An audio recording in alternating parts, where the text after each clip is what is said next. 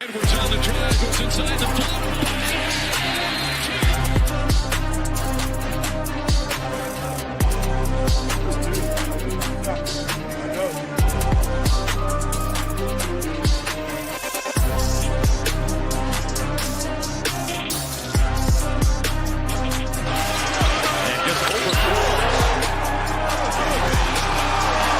Turn him over again.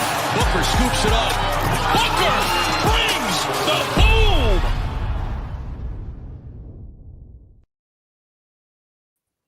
And we're back for another NBA Hardwood show. Two-man booth with my man DC. Sorry we're a little late. I was giving DC actually the rundown on the old Terry Rozier story because he didn't know the what happened, what was going on with Terry Rozier. So I was giving a little rundown on the Rozier story. So yeah, we're a little late, but it's fine. You guys will live through the 7 minutes that we were supposed to be on here. And DC, I'm sure we'll go past the hour mark into the 6 o'clock window. So we won't, we'll make sure we get to everything. We're going to talk about the games like we normally do. And if we go a little long, which I'm kind of known for talking a little bit, being a little long-winded. So I can take all the over bets right now because it's going over.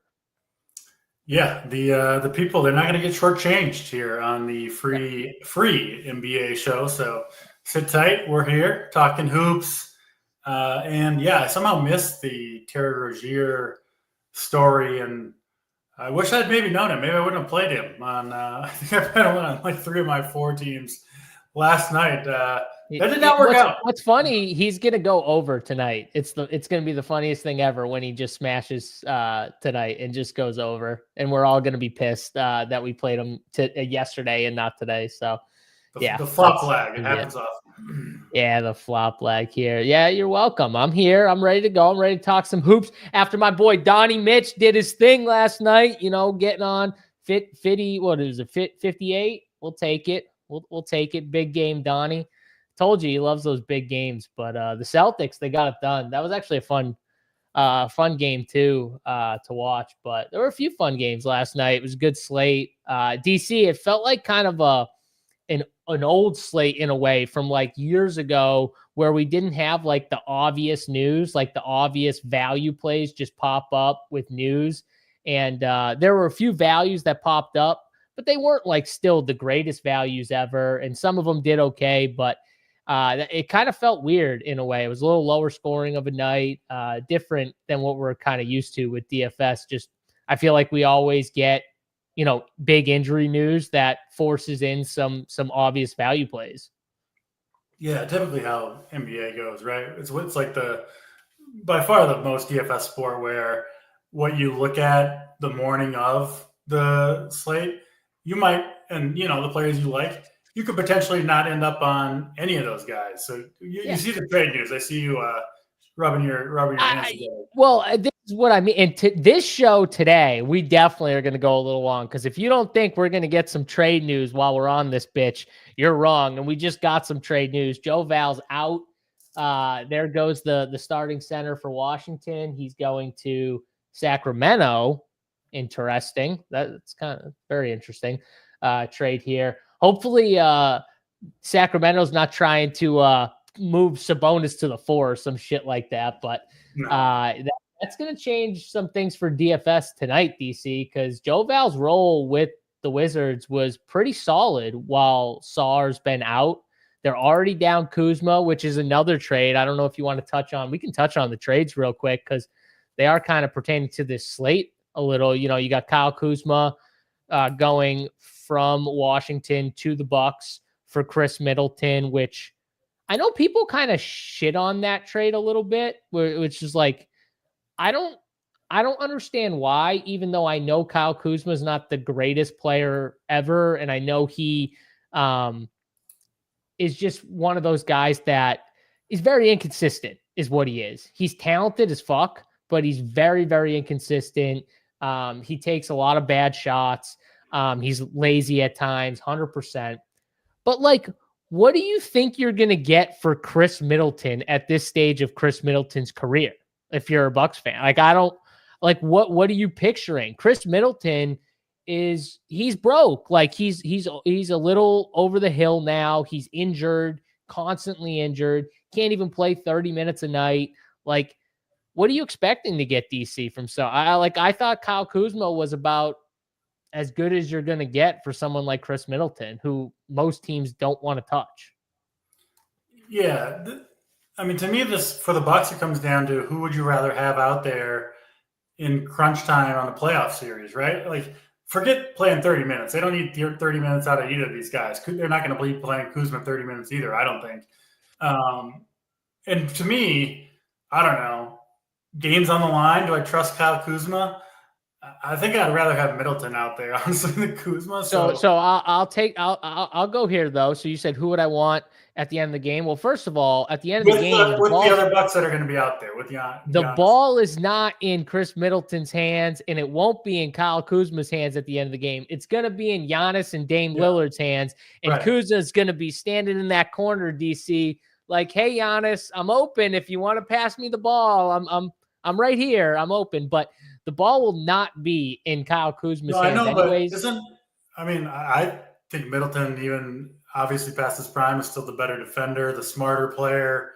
I don't think it makes a huge difference either way. But I just don't think for Kuzma, for at this stage of Chris Middleton's career, his upside's kind of gone. It's came and gone. He was a great player. Yeah, but it's just a question of do you want Middleton or Kuzma, right?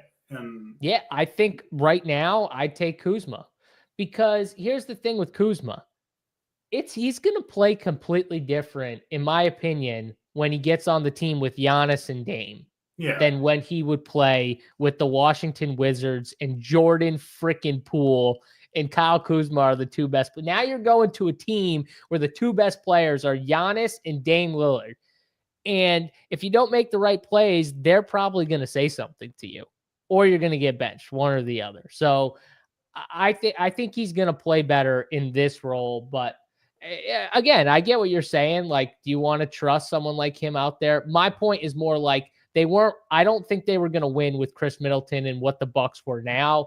And I think Kuzma at least has a ceiling that he still hasn't touched. And maybe he never will touch because he's just not that type of guy. He's just not that consistent type of player.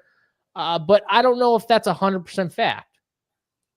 I just think Kuzma's best skill is like being one of the top dogs on a bad team, and he puts up stats. He doesn't fit the role player, and maybe he can change, but I think it's harder for players to kind of change their essence maybe than you do. I don't know. I mean, again, I don't think it's going to happen. He could definitely struggle trying to adapt, and maybe it just falls on its face. But my point is more like you weren't winning with the team that you had, in my opinion. You weren't getting to the top anyways. So why not take a shot? Like that's more my point anyway. So hopefully, Kuzma can survive 32 minutes a game. He can. That's my point with Chris Middleton. I don't think Chris Middleton could do that. And I think the Bucks knew it was just time to see what they can get, move on. But yeah, the Joval stuff is interesting because it kind of goes into this slate here where we're going to get, this just confirmed, we're going to get some obvious value. And like I said, this isn't the only guy. There's a lot of guys on the block that as we go through these teams, we can kind of touch on maybe some of the players we've heard, kind of whispers about maybe being on the move in potential trades or discussions for potential trades. I know DeAndre Hunter's a guy that Atlanta has talked about moving. I think Cleveland was a potential buyer for someone like DeAndre Hunter. So there's guys that potentially could change the construction of our DFS lineups, whether they be on the move or whether teams kind of go a little easier on minutes tonight. None of that would shock me, DC. So it is big deal though for DFS because we play a lot of these guys and minutes is like the more minutes you get, the more opportunity you have, the better DFS player you're going to be in a lot of cases and scenarios. So we saw Jakob Poeltl get hurt. Kelly Olynyk last night got some extra run. He did pretty good, but I don't know, DC, any kind of thoughts before we get into the slate in terms of the trades and obviously the trade deadline tomorrow? Yeah, trade deadline tomorrow at 3 Eastern for those unaware. So you're going to see the trades continue to ramp up. We talked about it yesterday. I mean, after the crazy Luka trade, the wheels are kind of off the NBA right now. Anybody can move. And if you think if they can pull off that trade and keep it completely under wraps, then that means any of these teams could trade someone that we're just not suspecting at all. So it is I mean, this is probably the most like shenanigans is tonight, right? Of any night in the whole NBA calendar outside of maybe like the last game of the last slate of the season is just bonkers. The whole last week when teams are really playing out the string. But other than that, this is kind of a slate to expect the most news. And I would almost say you should kind of expect the unexpected, right? You should expect that there will be news that happens that we're completely unaware of at this point, that no one's listed questionable, right? That stuff is going to happen on this slate. So you do need to be careful. I think tonight, more than any other night, is about avoiding landmines, right? If you get 8 guys who all play 30 plus minutes, you're probably going to be in pretty good shape. So there's going to be plenty of value. There's also going to be, I think, there always is, but I bet there's going to be some chalk that ends up busting tonight for one reason or the other. It should be kind of a wild slate, and it's one that, if I can, I do kind of want to get a little bit away from the field, even more so than normal, on a night that I anticipate, frankly, a lot of chaos. Yeah, that's a good point with the players that aren't on the injury report that are just going to pop up, and they'll pop up because they get notified like, hey, we're discussing moving you. We don't want you going tonight. So we're going to hold you out. Look, I mean, Kevin Durant's already ruled out, obviously. They're talking about shopping him. They're talking about moving him. So where's Durant going to go? So the report came out that he doesn't want to go to Golden State. So that's off the table. I saw that Miami back to OKC. Honestly, I don't think that happens, but I think that would be fun. I think that would be fun if he went. It would be a cool storyline, right, DC? And he would take a backseat to Shea gladly. I think Durant would. I don't think he has a problem with that. Yeah. At this point, I think he'd have to. If he said I'm cool with going there, I think he'd have to. I think the Mavs is like the really intriguing one, because we know that Kevin Durant and Kyrie, they played together in Brooklyn, and you can make the case before all those guys got injured, Brooklyn was going to win the title. I mean, the Bucks ended up winning that, but like they were going to beat the Bucks if James Harden and Kyrie, they don't get hurt, and it's literally just Kevin Durant by himself on that team almost, and when I say by himself, without the 2 other stars, still almost beat the Bucks in that series. That's how crazy that series was. But, I don't know, like if the Mavs could somehow swing it, that would be pretty wild to me. I think the Heat are another team that's in the mix for KD. So we'll see. I mean, I think the fun one for me would be, or interesting ones from a title perspective, would be the Mavs, just because I think that would give him his best chance to win, this year, DC, if he went to the Mavs. I mean, Kyrie, KD, and Anthony Davis that's a formidable trio. I know it is. Dude, Kyrie's so good too. I watched him last night. Him and Tyrese Maxey were going back and forth, and man, it just, like, sometimes you just, you kind of like, I don't want to say I forgot, but like when you watch Kyrie just like with the ball so much more, obviously when there's no Luka on the floor and you just watch him for a few nights, like he is just so damn good at times. He looks unstoppable and so much fun. And I think like this Anthony Davis trade, I think he's going to, even though he might miss Luka and he might like Luka or love Luka, I think he's going to like playing with AD. I think he's going to enjoy it. And I think they're going to have a solid team, at least for this year, maybe next year. And then we'll see from there if it probably won't stay together past that. But Yeah, I think that's going to be interesting. But yeah, trade news, we'll definitely stay on top of it. And, if anything else comes down, I'm sure chat will let us know, DC. But let's dive into these games because we're going to talk about a lot of this stuff as we kind of go through each team anyways. We'll start with San Antonio against the Atlanta Hawks here in Atlanta. It looks like San Antonio, this is going to be the first game where they're going to get to have De'Aaron Fox in the lineup here.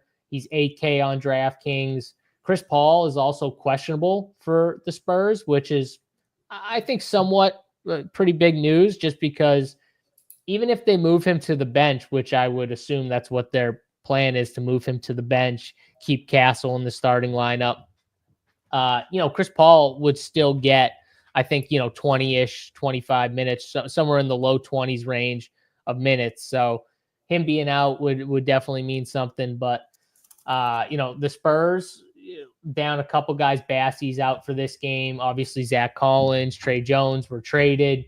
What are we doing here with the Spurs and Wemby? It does seem like a pretty great spot for some of these Spurs guys. Yeah, I think in particular Wembanyama himself, if you want to get a spend in there to kick off the slate, I have no problem with that with Wemby at 10.8K. Played the Hawks one time earlier this season, put up 70 DraftKings points, 15 3-pointers attempted in that one. And like we talked about, we like this pairing for Wemby with Fox. We'll see how much we see it tonight, but it makes a lot of sense with the pick and pop in particular. I think Wemby should be able to launch from three kind of at will in this one. And yeah, just a tremendous matchup all the way around for Wembanyama. So I like him a ton. If Chris Paul plays, I don't think I'm going to be on any other Spurs players. But if CP3 is out, I do think you could play Castle, Vassell. There's no way I can pay the 8K for Fox in this first game here, at least me personally. I want to so bad. I probably won't, but it's such a good matchup for him too. Yeah. I mean, the only way I would consider it personally is if CP3 is out, then maybe you could try to pull the trigger. But I think I'd rather spend down a little bit on Castle or Devin Vassell over Fox if going to the, third, fourth options on the Spurs. But for me, Wembanyama, I think, is the way you want to go if going to the Spurs. And then on the Atlanta side, obviously Johnson out, no Capella. He's just out for injury. So could be a minutes game for Okongwu, right? He's been kind of living in that upper 20s, but with Capella out, they need him, right? I mean, they're going to be hurting for size, obviously, with Wemby in there. So I do like Okongwu a little bit. 6,500. Trae Young, I think, is fine. But Wemby, for me, is by far my favorite play in this game overall. Yeah, Wemby, I think he's definitely a great spend up here. And the other guy you didn't touch on, but Dyson Daniels, I think we have to shove in the discussion a little bit with some of these guys out. And his just massive stock upside. Maybe he's a better play on the other site that we don't touch on as much. But, with the stock upside, he might be a better play over there. But I still think he's a pretty fun tournament play at 7,300, has the upside, and his role has definitely started to increase with no Jalen Johnson for a few games now. Clint Capella is still out. Bogdanovich is still out. Who knows what happens? Like I said, DeAndre Hunter, I read they were possibly thinking about shopping him. Who knows what happens with him? What about Risache here? He's played 25. The only thing with Risache is his minutes, DC. Can we get more than 25, 20? Can he play 30? Do we think he can play 30? I mean, you do know for sure he's not getting traded. Rookie player. And if he would be someone who would benefit if there's some shenanigans going on with the Hawks, right? And they pull them in for some of these guys. So the only thing of what I will say is I've watched the Hawks in all these scenarios where all these guys are in and out and stuff like that. And I feel like Dyson Daniels, Trae Young, I feel like their minutes are just safe, but everyone else's Yeah. don't really move too much. You know what I'm saying? Like I've seen them in spots where like they've been down so many guys and they still just find a way not to play Shea more than 28, 30 minutes or Okongwu. Like you said, why is he playing 28 minutes? Like why is he playing 28, 29? Why is he playing 35? Clint Capella's out. He's been out. I just, they find a way to do stuff like that. So I agree with you though on the surface. If somehow one of these starters were out or one of these key role guys, it would probably bump Shea in my eyes. But so I like Dyson Daniels a little bit. I probably won't play Trae Young on this slate. Because I'm gonna spend up for like Wemby. Wemby's definitely a good spend. And if Chris Paul's out, I might play Fox on one of my 3 teams. I might just play it. It's a great matchup. I think he could crush if he gets full run and Chris Paul's out. So I think he's a fun tournament play. I don't see many like values just because I think there's going to be better values as we talk through this whole slate. So I don't think we need to go to any of these other like value plays here, DC. Tonight, more than ever, we talk about it a lot, backloading and how it is often the optimal way to approach, I think, many NBA slates, but especially tonight. You really need to be careful about locking in questionable value, in my opinion, in these first few games, right? Because there's going to be a lot of stuff that unfolds throughout the evening. Yeah, and there's going to be lineups that you're going to just want to see, like, who's Washington starting. You're going to want to see some of these lineups kind of unfold. So that's San Antonio and Atlanta. Let's go to Milwaukee and Charlotte. Obviously, we already talked about the Chris Middleton trade. So he's going to be out for this game here. And then, outside of that, it looks like Bobby Portis, he's probable. He's going to be back. Giannis, Dame, they're probable. So I would assume they're good to go. Brook Lopez is the questionable of the starters still left for the Bucks here. So we got to wait on him. I don't know if that news has come across yet. Probably not. I'll look as DC talks. But on the Charlotte side, similar to last game. I mean, Micic is questionable again. He played last game. I kind of assume he plays again, DC. But outside of that, it's the same what we saw last time for Charlotte. So what are you doing with Giannis? Because we talked about Wemby as a good spend. I mean, Giannis seems like a decent spend too. I think I'm going to prefer Wemby here, but I wouldn't talk you off of Giannis if you had him ahead of him. No, I think Lillard or Giannis, I think you could play either one. I'm with you. I'm playing Wemby over Giannis most likely tonight, but no problem at all with Giannis. I wouldn't play Lillard and Giannis together. I don't see at their prices the ceiling games that I think they just blow out Charlotte. Both of those guys are really crushing. So might miss the fourth quarter run there, but one or the other, Giannis, Lillard is totally fine. And then Lopez news, I think, is pretty important. If he misses, Portis was out with personal stuff. 6 games out with personal matters. So I guess we don't know for sure if Portis is really in good game shape. But, if he did start at center with Lopez out, Portis at 5,600 against Charlotte would be pretty tough fade for me. I think it'd be a good play. So I'd be interested in that. And then on the Charlotte side, I don't think I'm getting to a lot here unless Micic sits. And then I think you could play Nick Smith Jr. would be the guy that I'd look at most closely. 5K. I know you kind of prefer him over Micic a little bit, just in general. But I don't think I'd get to Nick Smith unless Micic was out. So probably not a ton in this game for me. Again, big slate and a lot of news coming down the pipeline. So I don't know how much from this game is going to make the cut over here.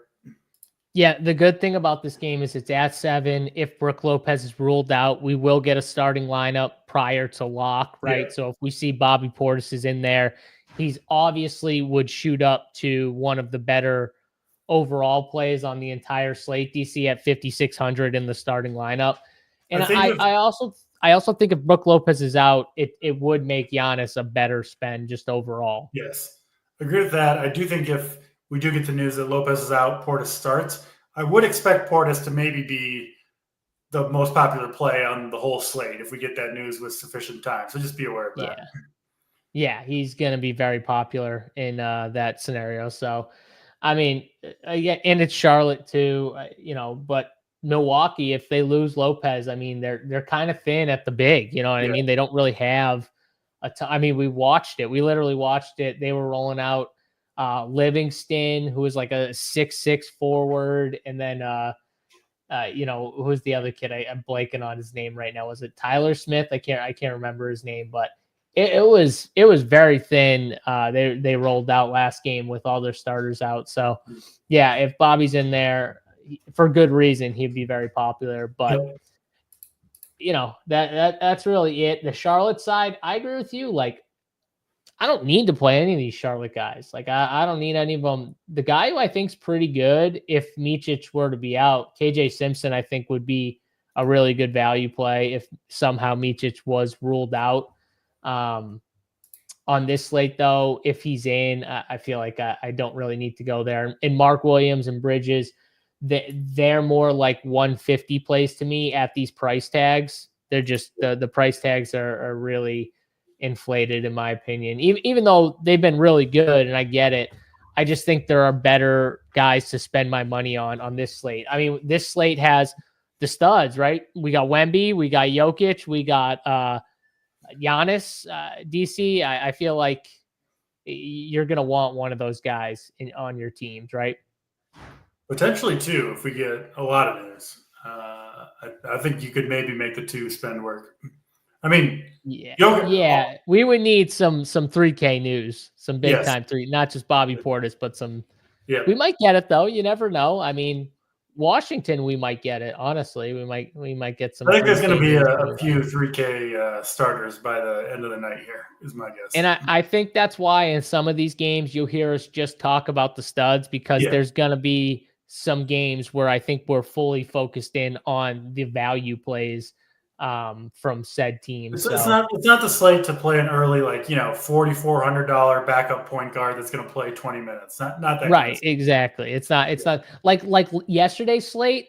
We talked about it. I thought Kelly Olynyk was a good play because we didn't have any value, and I brought up the possible concerns about Podol and maybe they pull back or whatever. He ended up going out with an injury, but it's more to the point. Like, this isn't that slate. This is a very different slate. We're going to get some pretty good value here. So that's it.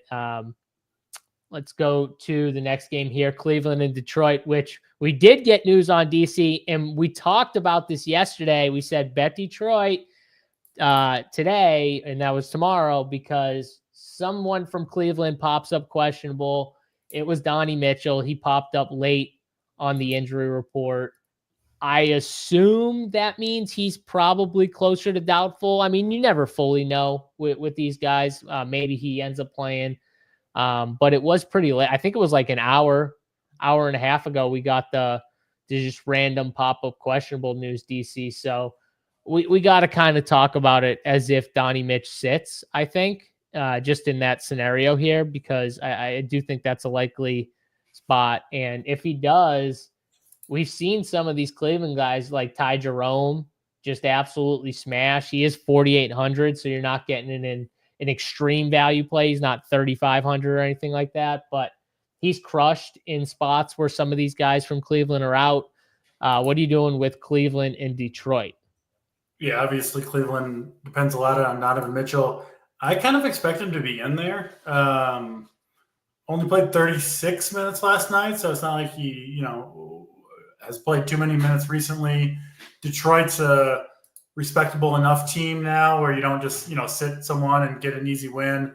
And the injury he popped up with was a right shoulder contusion, right? So it's a shoulder bruise. I mean, I think there's a good chance he plays, is kind of what I'm saying with Mitchell. We'll see, obviously, just a guess. If he's in, I don't love a ton from Cleveland. Did manage to secure Evan Mobley's worst game of his career last night, so that was fun. Thank you, Mr. Mobley. They actually did not ride him down the stretch, first or second half. I mean, Jared Allen smashed and Evan Mobley just watched from the bench. He was that was wild too. They decided to roll with Sam Merrill in stretches over Evan Mobley, and Sam Merrill's been really good, but that was pretty wild that they chose to do that. But 100%. So yeah, again, if Mitchell is out, I think it kind of brings into, you said Jerome. I think Garland, Mobley. I wouldn't mind going back to Mobley in that scenario. But I would need, I think, Mitchell to be out to really be high on those guys. Again, being pretty cautious on these first 3 games, waiting for news. And then Detroit side, to me, it's, again, we probably sound a little bit like a broken record here, but I think you can consider the studs. Cade Cunningham, I think, is the best play on Detroit. Could put up a big game here. Obviously, we know what he can do. Has struggled a little bit against the Cavs in their first 2 meetings.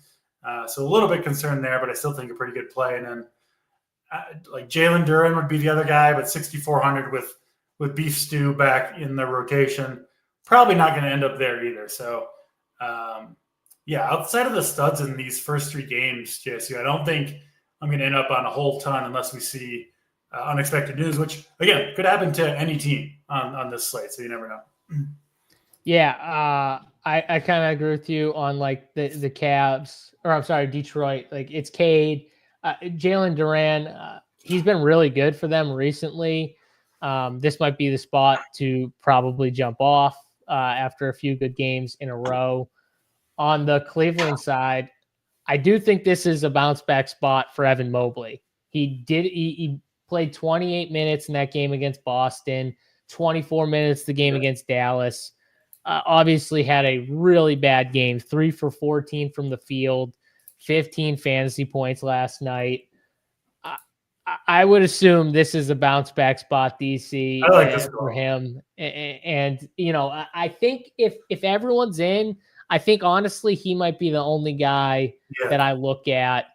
Sam Merrill on a different slate would also be a guy I would look at. I just don't think this is the slate. He's been really, really good though.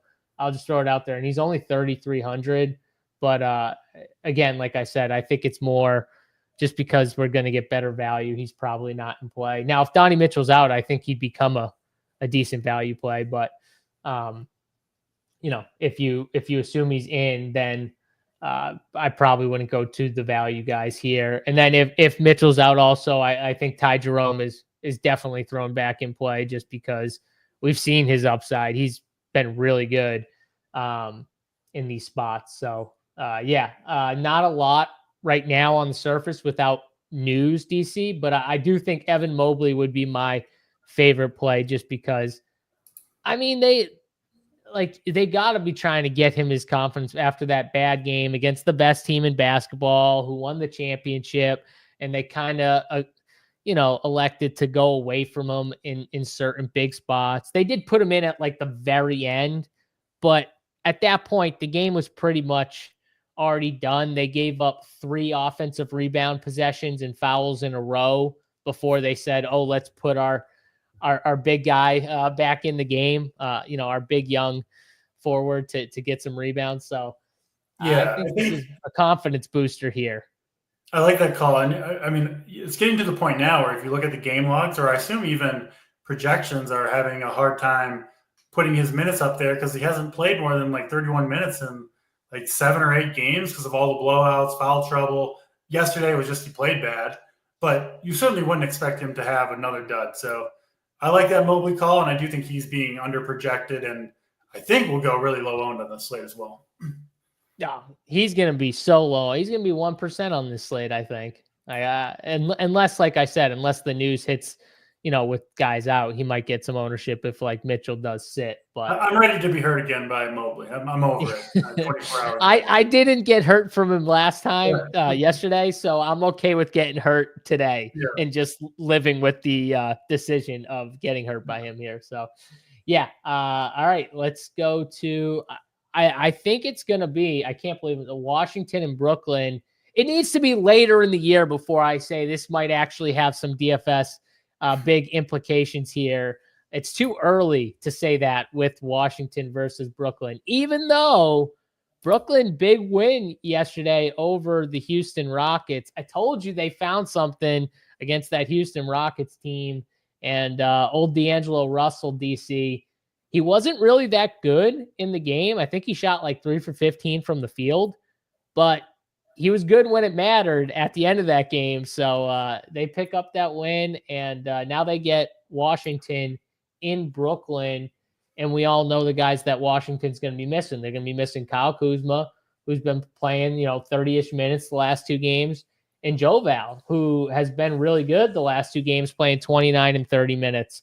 So what are we planning with this team? Obviously, starting lineups are crucial, but what's your opinion going in? Who do you think they start? What do you think they do?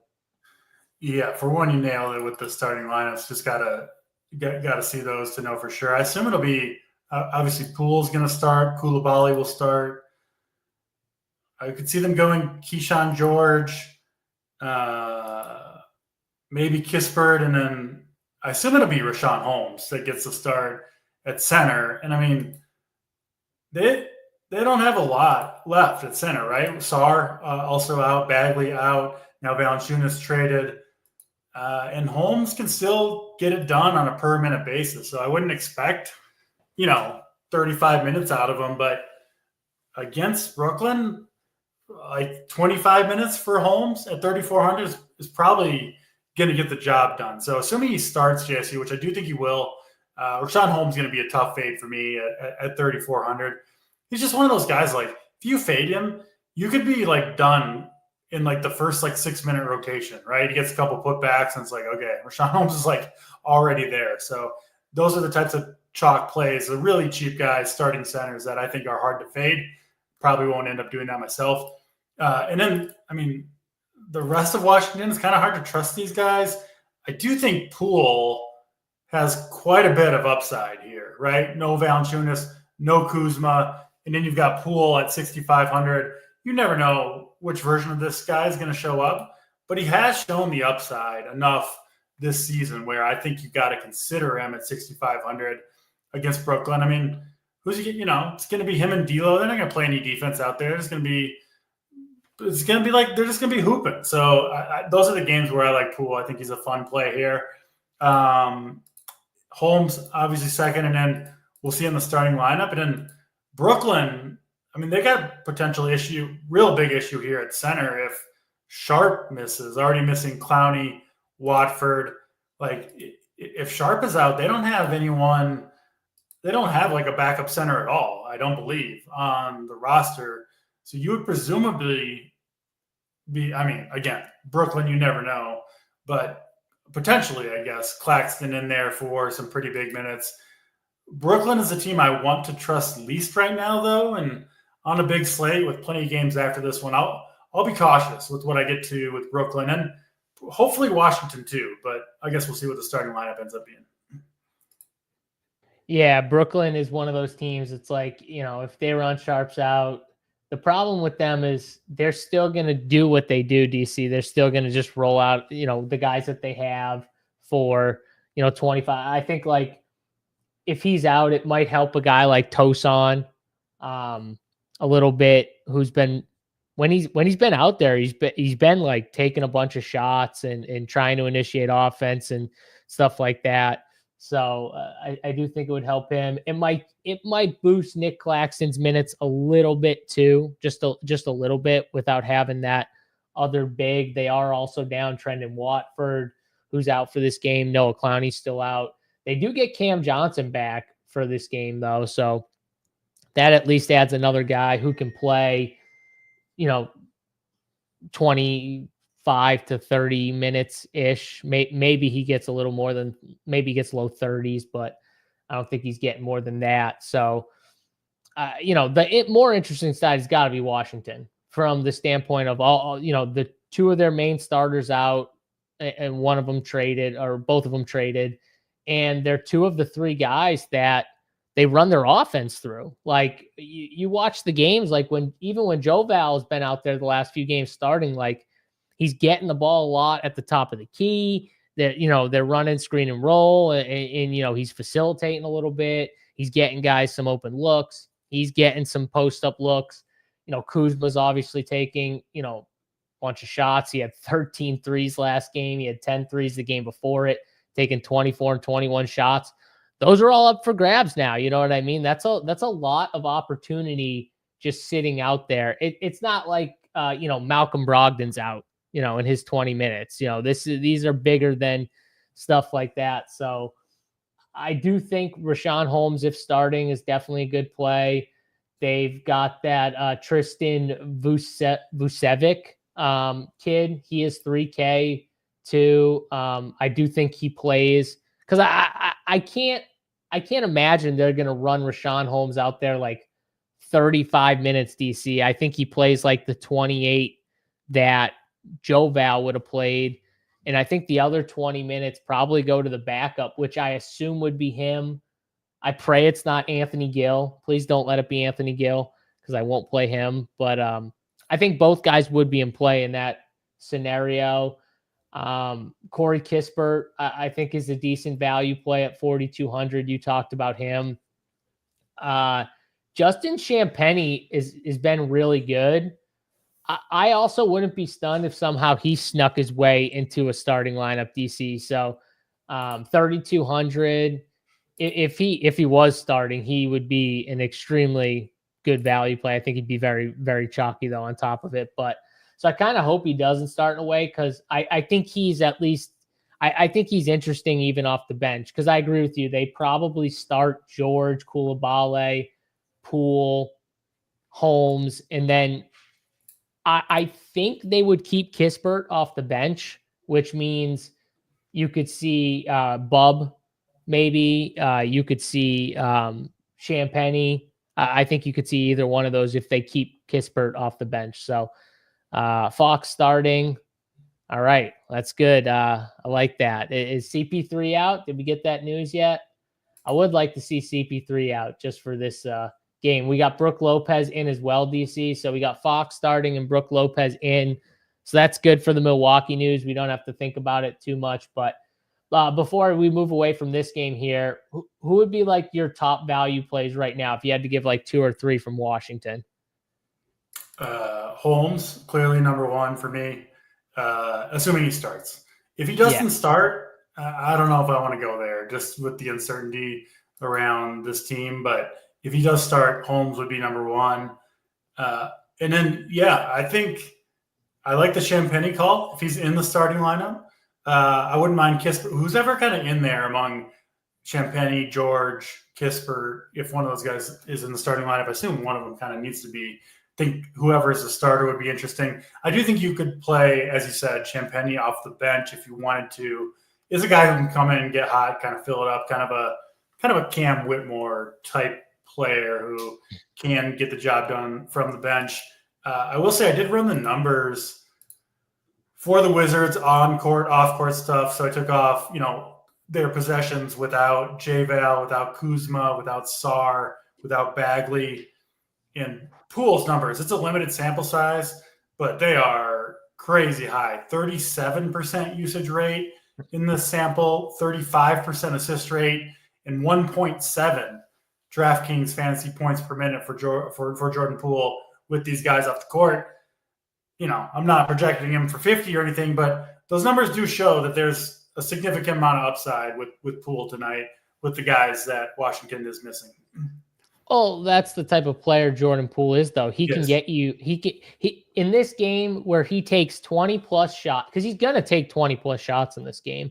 He's gonna take 20 shots in this game, and he can give you literally 20 fantasy points, and he can give you 50. Like that is the range you can work with Jordan Poole, even with this high of a usage. He's that type of guy. But I will say, not every $6,500 player has a realistic shot at 50. I think Poole does. 100%.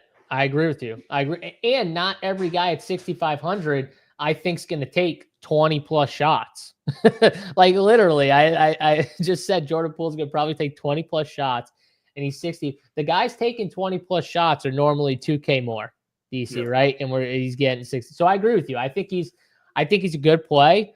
It's a tournament play. Like he's going to be one of those guys that can definitely get there for you in a big way, and he can also, obviously bust in a big way. He's like D'Angelo Russell if Russell got the minutes, in my opinion. Like Russell's the same thing. Very similar players, personalities, even I would say, with Poole. Russell's just better than Poole. He's just better in my opinion than Poole. But I think it's pretty close. But yeah, I'm not gonna. You would take Poole straight up over Russell? Yeah, I don't know. I don't want either guy. Russell's looked really good in Brooklyn. I think we got to give him a little credit here. We're doing like an old school, like Madden, like franchise draft or whatever. I'm going to let Poole and Russell slide down the board. I don't need these guys. I'll tell you right now, former Warriors, D'Angelo Russell, he won me a shitload of money that year he was on the Warriors because I played him every time he was at home. And he did his thing at home. He would crush some games at home, like absolutely destroy. He won me 6 figures multiple times. I'm not even him and Draymond. That pairing won me a lot of money. So I love me some D'Angelo Russell. So I might have some bias. I just outed myself for D'Angelo Russell bias. Maybe you really roll the dice and play Russell and Poole on the same lineup. You never know where the minutes are going to go. I've seen crazier things. If you told me Russell would get 30 minutes, I'd 100%. This is like the best spot ever for him. That could happen any game where they're just like, oh, whatever, you play your minutes tonight. We don't, it's like the coach could like lose track and forget to sub him out. These are the types of franchises we're talking about with the Wizards and the Nets. So I do think, even though Cam Johnson's in, I do think these Brooklyn Nets are a little more intriguing than they were yesterday. And I just because the Wizards matchup is just so elite. And if you do get like Day'Ron Sharpe out, like I said, like Nick Claxton becomes a little more intriguing. I think Russell, Cam Johnson, I just don't know because he hasn't played in 15 days or something like that. So I can't play Cam Johnson. I can't do him. But like D'Angelo Russell, I would think about here just because of the matchup. Like I said, I'm not expecting more minutes than what we got, but I do think he's got a ceiling still. So, all right, let's go to the next game here. Portis in. So that's official right there. So, but Brook Lopez is in. So I'm not going to probably play either, DC. I don't know if you want to quickly touch on that. No, I'm kind of off Milwaukee outside of probably Giannis would be the guy I would consider at this point. Yeah. All right. We agree on that. Toronto and Memphis here. The Toronto side is the side I think we got to talk up. Even though Memphis is down some guys too. They're down Desmond Bane. Obviously, he's out. I think Brandon Clark is questionable for this game. Marcus Smart, I think, is also questionable. So we'll see with those type of guys. But Toronto down RJ Barrett again. Jakob Poeltl's officially out for this game. Emmanuel Quickley, who's been playing about, 17 to 20 minutes-ish, played 21 minutes last night. He's going to be out. So, you got a few key starters from this team, DC, out, and they're at home. They're going up against a tough Memphis team. Bruce Brown, I'm sure for a fact, obviously he's playing. He played 16 minutes last game. I would assume teams are calling about him. Like, if you're a contender team, I don't know why you wouldn't call for a Bruce Brown type off the bench.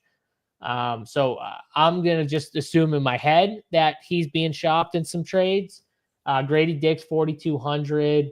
I think if there was a spot to play him, he got 31 minutes last game, 33 minutes this game. He's still 4,200. All these guys are out. I think he's going to get some good opportunity. We saw Walter start last game, play 29 minutes. If he starts again at 3,200, I think he's a decent play. My boy Jamal Sheed crushed yesterday in only 23 minutes of action, 3,100. I do think they probably start Davion for no Quickly, DC. I don't know if you have a take on that. I do think the starting lineup, if you made me guess it, is going to be Davion, Grady Dick, Jacoby Walter, Scotty Barnes at the 4, and then probably Kelly Olynyk at the 5 would be my guess. I don't know if you have a take on the starters, if you agree with me on them and anything else in this game. Yeah, the first 4 sound right to me. Who they started center, I could see that going honestly a number of different directions. I think Olynyk is probably, I know he had a strong game yesterday. I don't think he's really going to go over like the 22 minutes that he played yesterday. I kind of think that's close to the limit for him. Not that he's necessarily a bad play, even at that amount of minutes, but even in the starting lineup, I wouldn't project him for more minutes than the low 20s. So I think the player, I mean, makes sense. He's the most expensive, but if Toronto's going to win this game, if they're going to keep this game close, I think Scotty Barnes almost has to have a ceiling performance with no Barrett, with no Quickly, no Pirtle. They're just missing a lot of offense. And Barnes is kind of one of the only ones who can create it, right? Like Davion Mitchell, not a very dangerous offensive player. So I do think Barnes going to have to shoulder a heavy burden tonight offensively, which is obviously good for fantasy if he can get the job done. So he's interesting, even at 9,300. Grady Dick, I think is, again, we don't know for sure, but I don't think he will get traded. That would surprise me. I think they kind of want to see, need a shooting. So I think he's interesting at 4,200. I can't play Bruce Brown on trade deadline eve on a player we expect to get traded. So not going to be playing Bruce Brown here, even though it is a pretty good spot, right, with Quickly and Barrett out, but just not going to be for me when there's so many options to choose from. So he played, 16 minutes last night? Yeah. I mean, like you would have thought last night he could have played a little bit more too. He didn't. So it's just not gonna do it tonight. But yeah, Grady Dick, Scotty Barnes, and then if he starts, I think Kelly Olynyk 3,300, pretty good play as well. Memphis, I mean, Jaren Jackson Jr. I think is somewhat interesting here. He always, in my opinion, goes a little bit overlooked, or at least most slates. Big upside at 8,300, but I don't anticipate playing a ton of Memphis with Ja back and everything. So I think the Toronto side, the more interesting of the two here. Yeah, if I was playing Memphis, I think it's the bigs. I think it's Jaren Jackson Jr. or it's Zach Edey. Because if this game blows out, I think Zach Edey catches a few more minutes. If the game stays close, I actually don't like him as much. But if the game blows out, I think he could pull a few more minutes away. So I think both guys are in play for tournaments, but they are tournament plays. You know what I mean? Jaren Jackson's, like you said, he's not a guy I play a ton of, but like he is a good guy for tournaments because he has that type of, crazy upside. He's had 31 and 37 his last 2 games and only 31 minutes too and 33 minutes. So like he doesn't even need like 40 minutes to have like those monster games either, which is good with Jaren Jackson, obviously. And Zach Edey can obviously do it in a short amount of minutes as well. So not a guy I love to play just because of the crazy minutes, you're gonna get with him. Some games he's not gonna play very much at all. Some games he's gonna get a little more run. Toronto on the back end of a back-to-back though. Memphis could put it to him a little bit. Zach Edey could catch a few more minutes in that scenario. So that would be Memphis. On the Toronto side, I kind of agree. Like if you play Scotty Barnes, I think you should play him with 1 or 2 other Toronto guys because I feel like he brings others. Yeah. He's that type of player. He's not just going to get his. He's going to bring a few guys with him. So I think if you pay up for Scotty, you should play probably 2 more Toronto guys with Scotty, in my opinion. So like you said, Grady Dick, I think is one of them. I'm not playing Davion Mitchell. He just doesn't do it for me ever. I think you could honestly play a Jacoby Walter if he starts. I think you could play a Kelly Olynyk if he starts, or whoever they start at center, if you just want to say that. I think either way, though, like you said, Kelly Olynyk probably plays like his 20, like low 20s, maybe mid 20s at most minutes. So I think he's an okay play either way. But yeah, I would definitely look at playing 2 more Toronto guys with you if you decide to play Scotty Barnes. which for me, I don't know if I'm there with Scotty yet. I don't know if I'm going to play him. I'm still back and forth on if I want to roll the dice. But if I do, like, I might just make it a game stack where I play Jaren Jackson, I play Scotty Barnes, and I play 2 cheap Toronto guys. You know what I mean? I build out my team that way, because in that scenario, I think a Memphis stud probably gets there if Scotty's getting there, you know? Yeah, I don't mind that at all. I think I like the Barnes and Grady Dick pairing, especially if you're playing one or the other. I like pairing them up together. Yeah, Brandon Ingram being shopped so Toronto was the team looking for Brandon Ingram. If that's the case and they're the team, actually, what a bad franchises stay bad. Yeah. If this team is actually trying to get Brandon Ingram to pair with Scotty Barnes, that's a terrible pairing in my opinion. And the Hawks. So I heard the Hawks. I didn't hear Toronto, and I thought we were talking about Toronto, and I think Bean Air said it, so I was like, huh? I heard the Hawks one. That's not as bad as the Toronto. I'm not a big fan of BI, to be honest with you. I'm not a fan of his game. He's a ball stopper. He takes too many shots, too many bad twos, in my opinion. And he's not like insanely amazing at them. Like, for me to take those bad twos, you have to just be absolutely elite at them. And even then, I think it still kills the offense of a team nowadays. But yeah, if Toronto's doing it with Scotty, I think it's just horrible. Yeah, that doesn't make a lot of sense. I agree with you. All right, let's go. Yeah, so someone said, what about Sheed? So I do think Sheed is in play from the standpoint, if you're not spending up in this game, right? If you're not playing the stars in this game, if you're maybe fading Grady Dick, I think he's a better play, because I think if the game blows out, it kind of helps him. Now, he might play no matter what. Like, I think he's one of those players where if he's rolling and the game stays close, they could stick with him, because I don't think they need to give Davion Mitchell 30 minutes, or they need to give Jacoby Walter or some of these guys 30 minutes. I think the guys that are locked into key roles are literally Grady Dick, Scotty Barnes, and then you're going to get one of those 2 bigs in there probably. But like, outside of that, the other 2 spots, I think DC, it's more about who's got the hot hand, who's playing well.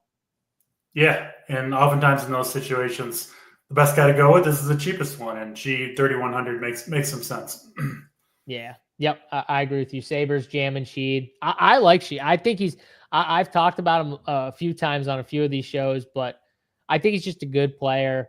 Mogba, I'd have to see him in the starting lineup, I think, Steven, to be honest with you. They also have Orlando Robinson. Chris Boucher's questionable. So, yeah, I would have to see him starting, but yeah, Sheed, Edie, I agree with you, Broccoli Taco. This is a good mini stack for a blowout stack, right? You jam Sheed, you get the Edie blowout run. I like that. I like that a lot here. So good call from you. Let's go to the next game here. We've got Miami and Philly. Obviously, Philly coming off that big win against Dallas, where they kind of went at the very end of that game. Joel Embiid had that layup, had a monster game. Tyrese Maxey had a monster game. Now Joel Embiid's out, obviously, for this game after he played 36 minutes back from nursing his body for weeks, and he played 36 minutes game 1. So we knew instantly he wasn't playing today, obviously. So we go back to the old Philly team that we've been watching for a couple weeks now.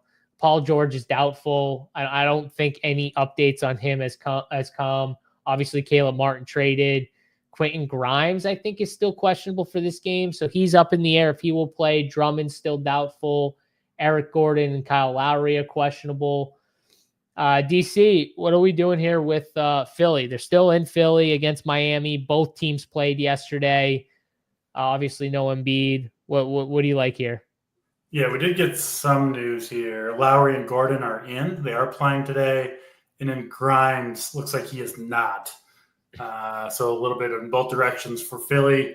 Obviously, I mean, Embiid, dude rests for a month, like doesn't play, comes back for one game, drops a triple-double after a month off. And who knows? Maybe he'll take another month off before he plays again. You know, you just never know with Embiid. But, yeah, pretty absurd. Yeah, Paul George. Sorry, I didn't mean to get rid of your message. But That's Paul all right. George, game time decision. If he's in, George, I'm probably off of Philly for the most part. But if he is out, which I do kind of think is the more likely scenario. They upgraded him, DC. And Yeah. from what it looks like, he got upgraded to questionable, and now he's a game time decision. So he might be in. Yeah, he might be. If he is, that's fine with me. I'm not super excited to play Philly anyway, and that would make it easier. But if he's out, I have no problem going back to Maxey. I mean, the minutes and usage are insane. He's got the upside as well. Matchup's fine against Miami, I think, especially with no Jimmy. So Maxey would be the guy. Probably not getting to a lot else on Philly. And then Miami. I mean, you do got to take a look at Kel'el Ware coming off that big game last night, playing well. 6,200, I think, is still more than reasonable price point for him. And then, I still like Tyler Hero as well, too. 45 fantasy points last night. Only made 5 field goals, put up 45 fantasy points, just 5 shots from the field. Lets you know how much upside is kind of in there if things really go his way. So, kind of back to the studs, Hero, Maxey, and then Rozier. I don't think I'm ready to be hurt again, JSU, by Mobley. I don't know if I'm ready for more Rozier pain back-to-back nights. So I think with away. How much value we have, I don't think you need to go there. You know what I mean? We didn't have value yesterday. I don't think you need to go there. And that's why I don't mind your call with Hero, just because we're going to have guys to spend up on. Like, we're literally going to have those spends. I think Bam's a fine play here. I think he's going to find himself in a lot of mismatches. I think he's going to have a lot of mismatches on the floor. So him and Ware, I think, are the two guys for me, just because I think they're going to see a lot of mismatches. Jovic is someone that if I was MME-ing tonight and playing like 150, I would leave him in the pool because I think he's, a solid play. Played 35 minutes yesterday too against Chicago. Clearly, I think a guy that they're trying to get some more run for. So I do like him. On the Philly side, though, I do want to see what happens with George, because if he's in, I probably don't like these guys as much. I think if he's out, though, you can go back to the normal, like Kelly Oubre and Maxey, I think are fine spends. I mean, Maxey's getting into that territory. He's getting close to, Wemby and stuff. He's 10K now, but he's been worth it. He's been really friggin' good. Another 60 burger last game. I do get worried with these guys coming off those big type games. So it's probably a spot where I'm going to end up being lower on, just the more I look at it. And the more I think Paul George getting upgraded, I think he might play today. So I'm probably lower on Philly. From the Miami side, I like the bigs here. I think that's as much as I'm going to go with. But I think it'll be probably a close game. Maybe not the best fantasy game though. So I'm going to be lower on it. DC, same with you on the Philly side, or are you kind of depending on George too? Even if he's out, I still don't know if I'll end up on much Philly. So I'm hoping not to play too much there. Yeah, same. All right, let's go to the Chicago-Minnesota game, which I do think is a really good game for some DFS action here. And Chicago, especially, down Lonzo Ball. They already said the guys they traded for, they're not going to play until Saturday because I think they're trying to trade them, or some of them. So the Trey Jones, the Zach Collins, the Kevin Huerters, those guys are out, and they're staying out. No THT still. So you got Modest Buzelis, who played 31 minutes last time. He shot 10 for 10 from the field yesterday, too. I know we talked him up on the show. Big T loved him on the show yesterday. Ran really pure, but I mean, that's how Big T runs sometimes. I mean, 10 for 10 from the field, DC. that's going to get you a few extra minutes. I'll just say that. To be honest, 10 for 10 from the field and 4 of 4 from 3. You should be doing better than 32 DraftKings. I wasn't even going to go there with the fantasy points, but yeah, I know what you're saying. No, but yeah, strong performance from him. Yeah, he's got to be back in play, right? 4K with the guys. Chicago's missing. I mean, they had Lonzo Ball out here along with all the guards they're already missing. I mean, I think Lonzo, Kobe, Dosunmu, and then Buzelis, right? Those 4, I think, are all pretty good plays here. I don't think I'm getting to, Patrick Williams. I really think those 4, even Vucevic, is he on the block or Chicago's? I think they did shop him, but I don't know if it's going to actually happen. I don't really want to play him against Gobert anyway on this particular slate. So probably off Vucevic. Probably yeah. The rookie Buzelis and then the guards. I always kind of lean the Giddey side. I don't think they're the safest plays in the world. Actually, you could probably play those guys together too, right? If Chicago plays well, I think those guys all got to play big minutes and play well. So I could see that. And then this could be a game stack here, JSU, where you can go to the Minnesota guys too, missing Randall, missing DiVincenzo. They've kind of widened the rotation a little bit. But yeah, I mean, Naz Reid, been up and down. I know he's 6,300, but he did play 40 minutes last time out, which kind of showed if it's going well for Reid, they will let him, he's capable. They'll let him play the big minutes, which you love to see. So yeah, he's another guy where maybe the floor is not quite as high, but I mean, he's got the 50 fantasy point upside. He just showed it in his last game, did Naz Reid. So I think he's a fun play there at 6,300 as well. Probably my favorite play on the Wolves overall. Yeah, I 100% agree with you. This is a game stack game. I think if the Chicago pieces are getting there, like the guards, like you said, Modest, I think some of these Wolves got to get there too. And I mean, obviously you can play some Ant, but you talked about Naz Reid, Jaden McDaniels. I mean, this dude has been balling, absolutely balling this year. His offensive game has definitely taken a step up to another level than last year. I mean, he looks so good to me out there. He's been efficient from the field too, which is good. And he's just one of those guys, DC, on this team, he's always going to get open looks. Just with the way this team is built, he's going to get a lot of like good looks from the field. So that's why, like, if he can get to this point and stay consistent with his efficiency, the Wolves are going to be a tough out for anyone because he was always that guy that teams would leave open. They'd sacrifice, him offensively in the corner. And man, if you're making teams pay, it makes it a lot harder to double Ant, right? To do those type of things when you get into big games. And he's been showing that he's a really good player and he's taken another step. So I think he's even in play. Him and Naz Reid, I think, are both in play. I kind of like the bigs here, like the Rudies, the McDaniels, the Naz. I like those type of guys. I think you could even play 2 of them in this matchup against Chicago because the way that Chicago plays, I think you're going to get a lot of up and down. I think you're going to get some of these guys with some big rebounding numbers and, double doubles.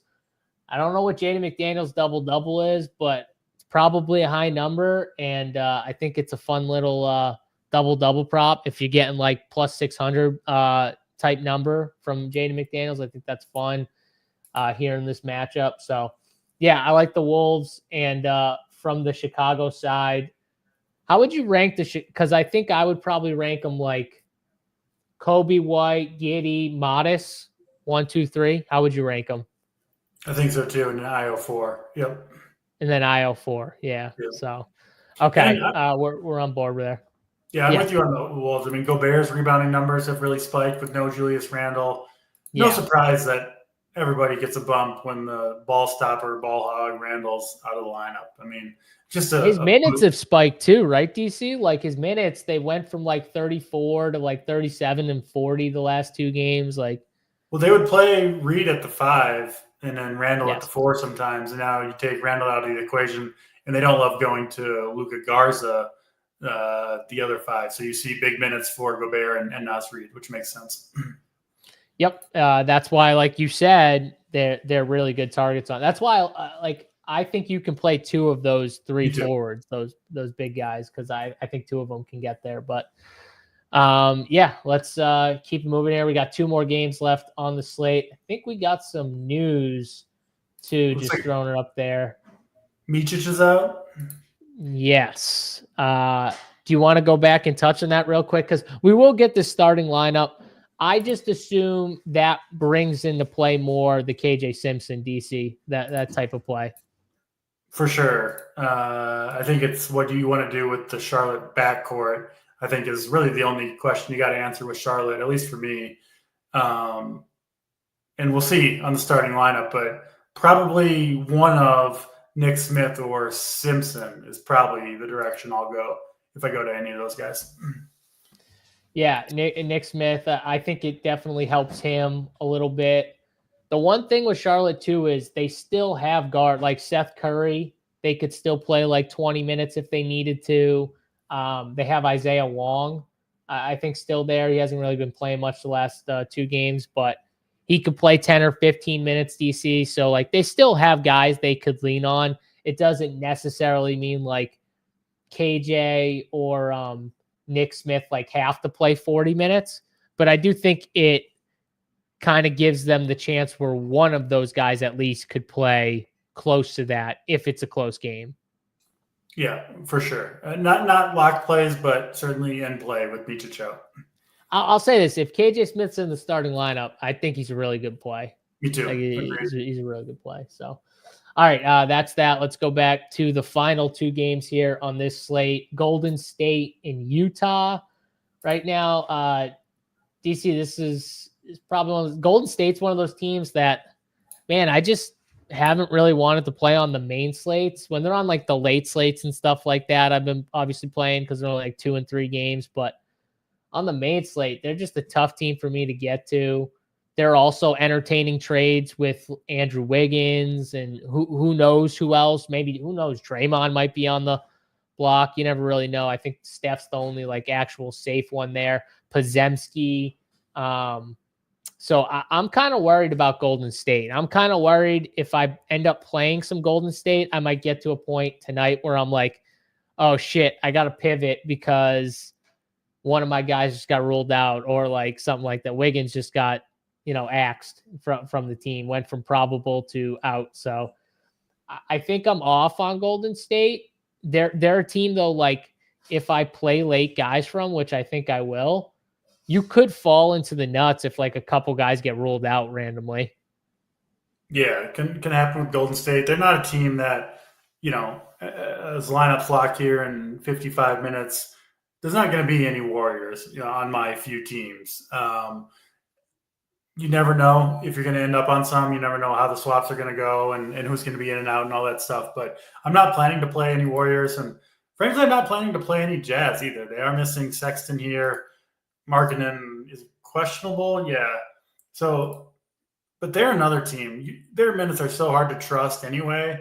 Now you throw in trade deadline night, and I think I can do better and get more secure minutes than going to the Jazz. So I'm really low on this game overall as it stands, JSU.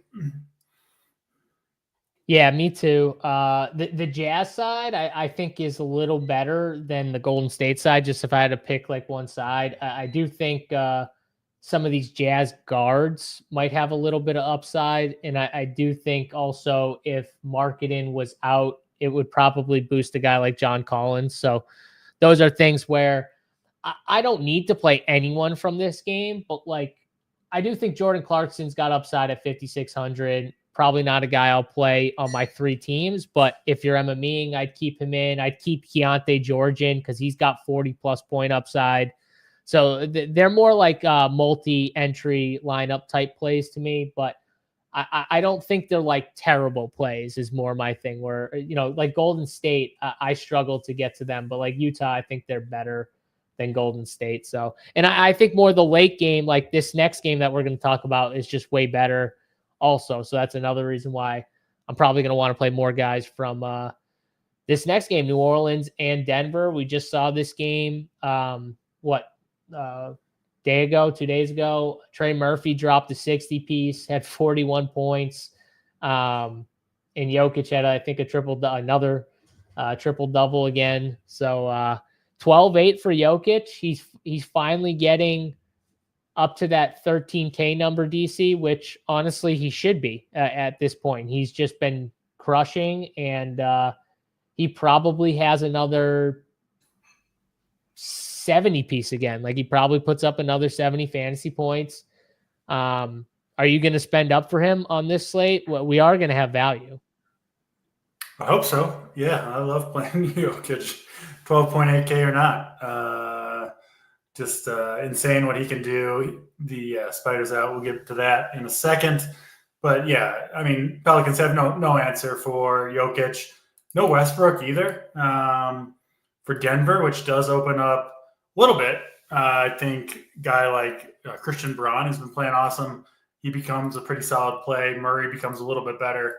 So yeah, I think a good spot here for Joker. Again, when I play him, I don't really oftentimes play too many Denver guys with him because he just has to do so much, score such a high fantasy output that it's kind of hard for someone else to get there. So probably just Joker or bust for Denver. Again, Murray, Braun, I think are fine plays as well. And then the Pelicans side, pretty interesting, especially if Alvarado misses, right? Already missing Ingram, missing Murray. Take Alvarado out of the equation. And then suddenly, both CJ McCollum, he put up 48 fantasy points while Murphy put up 59, right? They did it together.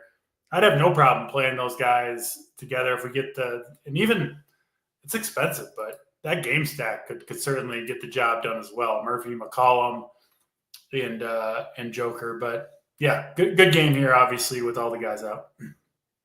Yeah, and I think another guy, Aaron Gordon, who's questionable. We saw what MPJ did with Aaron Gordon kind of out, plus Russell Westbrook and these guys. I do think if Aaron Gordon's out again, MPJ would be in another good spot to smash. So that's just another thing to point out with Denver. I agree with you on if you can get up to Jokic, I think he's a great spend.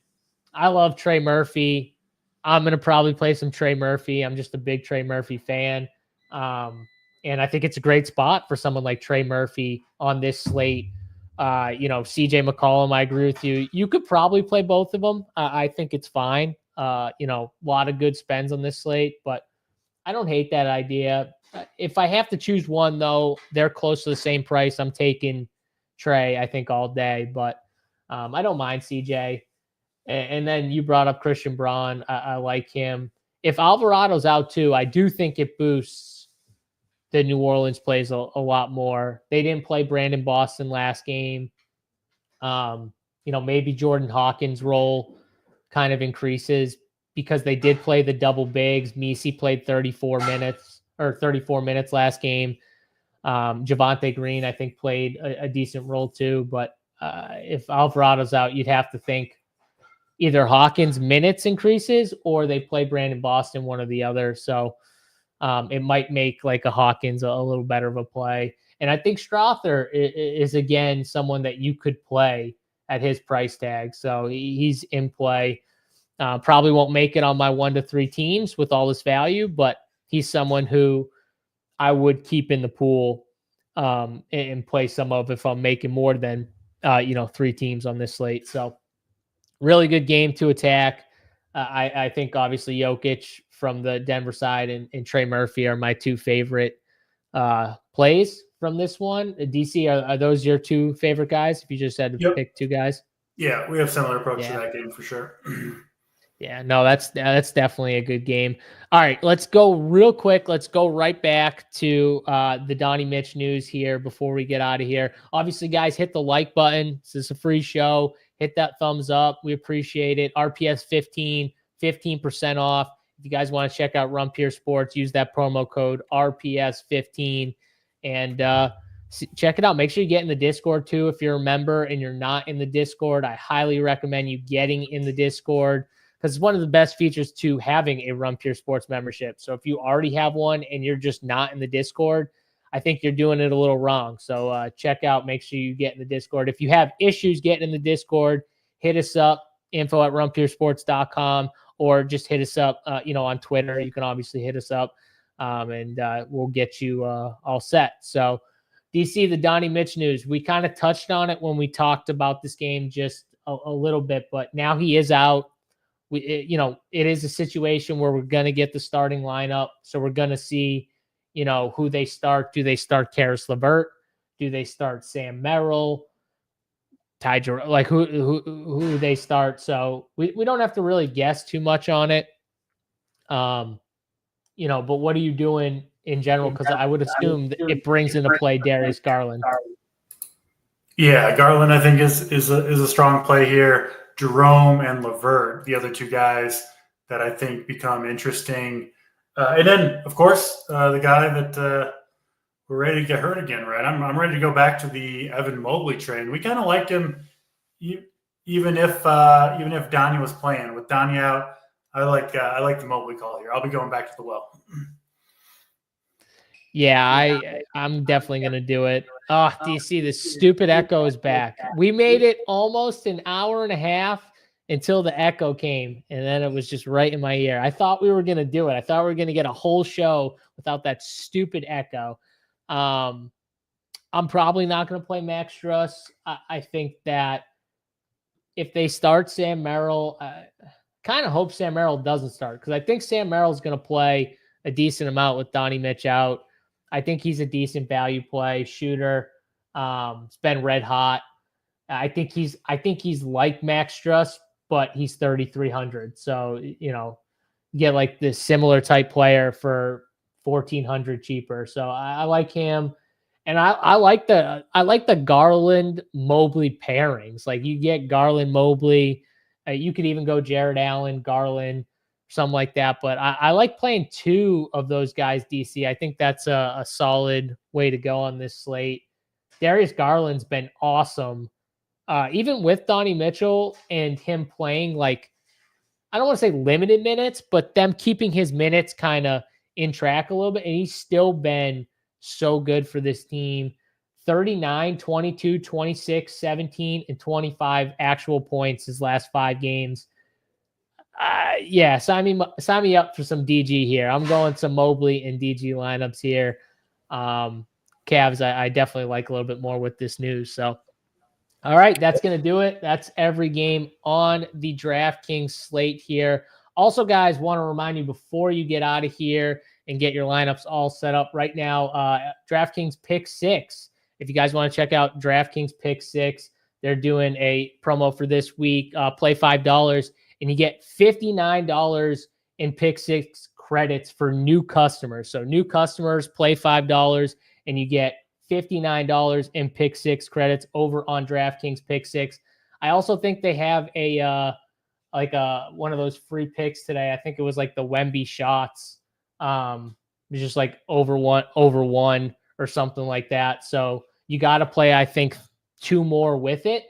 But nice little deal there. You get like the 3X and you get the you got to play 3, but one of them is pretty much a gimme. So check them out. DraftKings Pick 6, their NBA product, pretty cool product. And if you're a new customer, use the code at the bottom of our StreamYard here, of our YouTube video. You see the code at the bottom. Use that code and you'll get that Pick 6 credit. Play $5 and you get the $59 in Pick 6 credit for new customers. Use our code RPS. All right, guys, that's going to do it here for Draft Cheat and myself, JSU. We're going to get in the Rumpier Sports Discord and talk to all the members up to lock. If you have any last minute questions on the slate, 2v2s, whatever it is, We'll get you guys answered up to lock. So enjoy your NBA DFS slate for Draft Cheat and myself. We'll see you guys tomorrow. Until then, good luck in your contests.